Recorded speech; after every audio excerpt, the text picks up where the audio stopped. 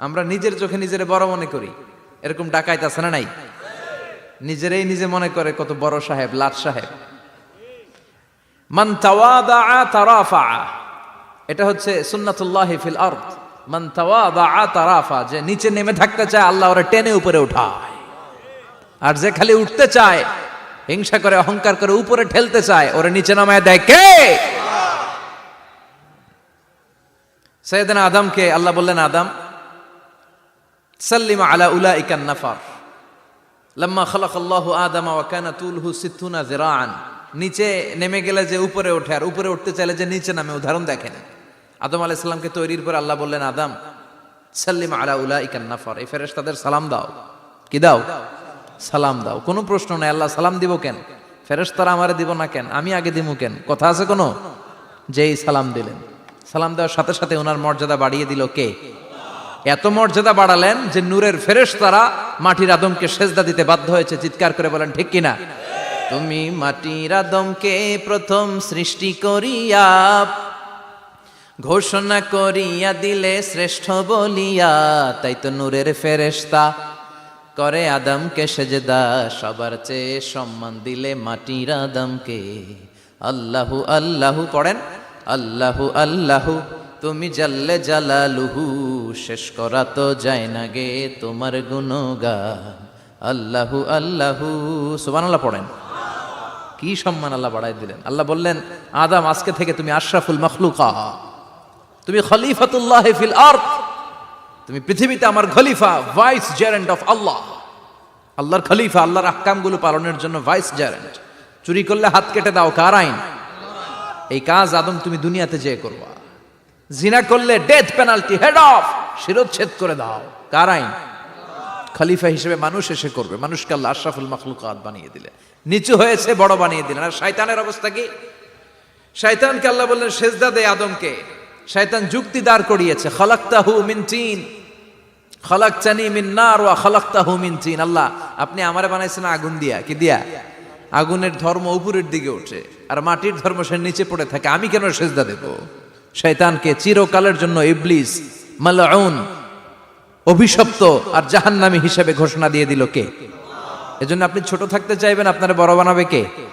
আর আপনি নিজে যদি বলেন আমি বড়, থাপ্পড় মেরে আপনারা নিচে নামাই দিবে কে? এজন্য বিশ্বনবী দোয়ায় বলতেন, আল্লাহুম্মা জাআলনি সাবুরা ওয়াজআলনি শাকুরা ওয়াজআলনি ফি আইনি সাগীরা ওয়া ফি আয়ুনিন নাসি কাবীরা। ও আল্লাহ, আপনি আমারে ধৈর্যশীল বানান, আপনি আমারে শুকরগুজার বান্দা বানান, আমার চোখে আমারে আপনি ছোট বানান, মানুষের চোখে আপনি আমারে বড় বানান। সুবহানাল্লাহ পড়েন। এজন্য সবসময় শুকরগুজার থাকার চেষ্টা করতে হবে। রাজি আছেন তো? যে কোনো মুহূর্তে, যে কোনো পরিস্থিতিতে আমরা শুকরিয়া করব কার? চিল্লায় বলেন কার? আমরা যেন বেশি বেশি আল্লাহ তাআলার শুকরিয়া আদায় করতে পারি। আল্লাহ তুমি তৌফিক দাও। সবাই পড়ি আমিন। উত্তর চান্দোলা হিলফুল ফুজুল ইসলামী সংগঠনের উদ্যোগে আজকের এই তাফসীরুল কোরআনের প্রোগ্রাম। হিলফুল ফুজুল নামটা আমার বড্ড প্রিয়। বিশ্বনবী যখন 15 কিংবা 20 বয়স, কোনো বর্ণনায় এসেছে 15, কোনো বর্ণনায় 20, তখন তিনি একটা ছাত্র সংগঠন করেছিলেন, ইয়াং স্টারদের একটা অর্গানাইজেশন করেছিলেন। ওটার নাম তিনি দিয়েছিলেন হালাফুল ফুদুল। হালাফুল ফুদুল, ওইটারই আমরা বাংলায় কি বলি? হিলফুল ফুজুল। হালাফ মানে শপথ, oath, we take an oath in the name of Allah. আল্লাহর নামে শপথ নেয়ারে বলে হালাফ। আর ফাদিলা, ফাদলুন, এগুলোর প্লুরাল হচ্ছে ফুদুল। ফুদুল মানে ভালো কাজ।